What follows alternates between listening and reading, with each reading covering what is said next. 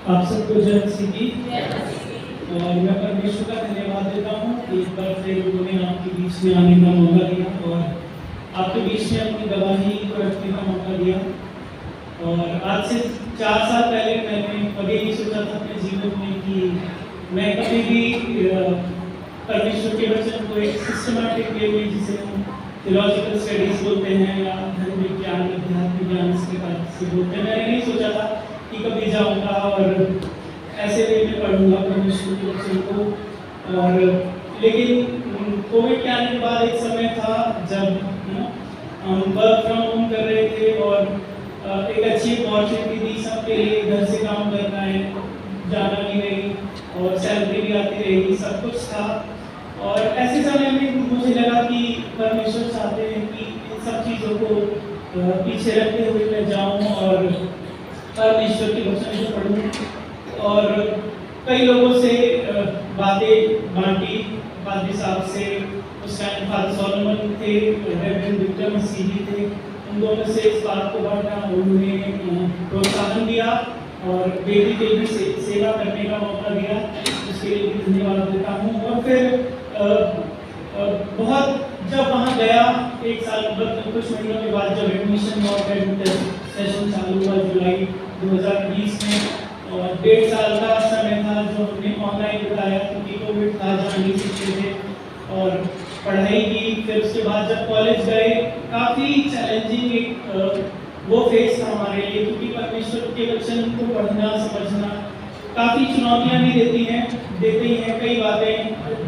पादरी साहब समझ सकते हैं, कई चीज़ें ऐसी आती हैं जहाँ हमें लगता है कि क्या जो हम सुन रहे हैं, पढ़ रहे हैं, क्या सही है, क्योंकि बहुत सारी रिलीजन होती है, बहुत सारी थियोलॉजी, बहुत सारे डॉक्ट्रिन होते हैं। लेकिन परमेश्वर से प्रार्थना के द्वारा वो कार्य भी पूरा हुआ, क्योंकि कई लोग शुरू करते हैं उस जर्नी को लेकिन बीच में छोड़ देते हैं। हमारी क्लास में करीब 24-25 लोग थे, लेकिन फाइनल ईयर तक आते आते करीब 18 लोग बचे। तो वो उसके लिए परमेश्वर का धन्यवाद देता हूँ कि उस जर्नी में वो 4 साल की जो पढ़ाई थी, परमेश्वर ने अगुवाई की और सब कुछ अच्छे से करने पाया, सब कुछ अच्छे से सीखने पाया। और उन टीचर्स का धन्यवाद देता हूँ जिन्होंने हमें पढ़ाया अपने जीवन से और किताबों से, हर एक चीज़ के द्वारा, और जिसके द्वारा हमारी उन्नति हुई। और मैं कहीं से भी ये नहीं कहता कि मैं बहुत योग्य था या बहुत अच्छा इंसान था, बहुत धनी था, इसलिए मुझे परमेश्वर ने बुला लिया। लेकिन शायद यहाँ बैठे सब लोगों में सबसे ज़्यादा अयोग्य है, मैं खुद को समझता हूँ, और शायद इसीलिए परमेश्वर बुलाया। और कई बार जब ऐसा लगता था कि सच में परमेश्वर ने बुलाया है या कुछ है, तो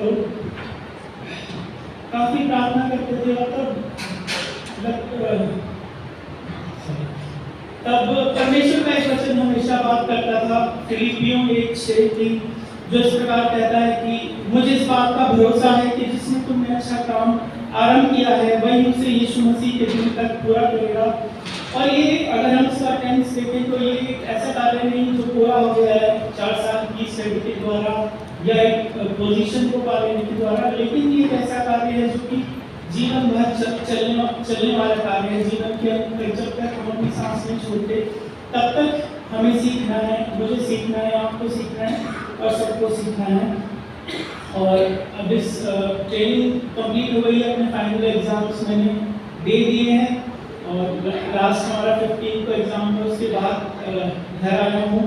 और अब परमेश्वर से ये प्रार्थना है, और परमेश्वर को भी मैंने ये वादा किया है कि जहाँ की सेवकाई करूँगा सच्चाई ईमानदारी से, जो भी परमेश्वर ने मेरे लिए रखा है वो वहाँ पर सेवकाई सच्चाई ईमानदारी से करूँगा। और सबका धन्यवाद देता हूँ, कलीसिया का एक बार फिर से फादर सोलोमन, रेवरेंड विक्टर मसीह, आइजैक दिया, जिन्होंने हमेशा गाइडेंस दी है, हमेशा अच्छी बातें सिखाई हैं और हमेशा पॉजिटिव चीज़ें सिखाई हैं।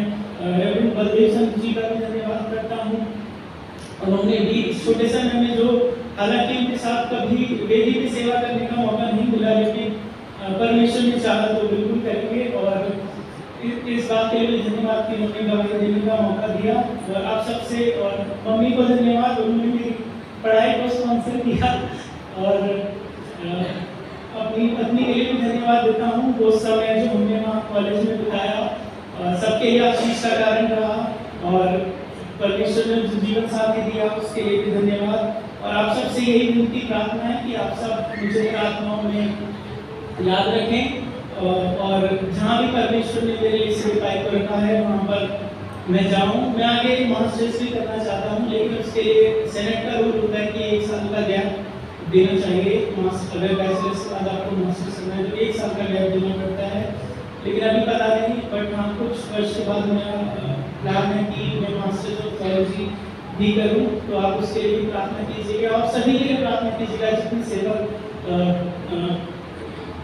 सेवकाई करते हैं, क्योंकि हमें यहाँ भी पता चलता है, लेकिन जब हम बाहर थे तब पता चलता था कि डेली कितने लोगों को गलत एक्विजिशन के साथ जेल में डाला जाता है। गलत खासकर आज के समय में जो हम देख रहे हैं, जो माहौल हमारे देश का है, कलीसिया के लिए और सारे सेवकों के लिए आप हमेशा प्रार्थना करते रहिए, और हमेशा कलीसिया की बढ़ोतरी के लिए प्रार्थना करते रहिए। एक बार फिर से आप सबको धन्यवाद देता हूँ, अली साहब को धन्यवाद देता हूँ, आप सबकी प्रार्थनाओं को चाहता हूँ।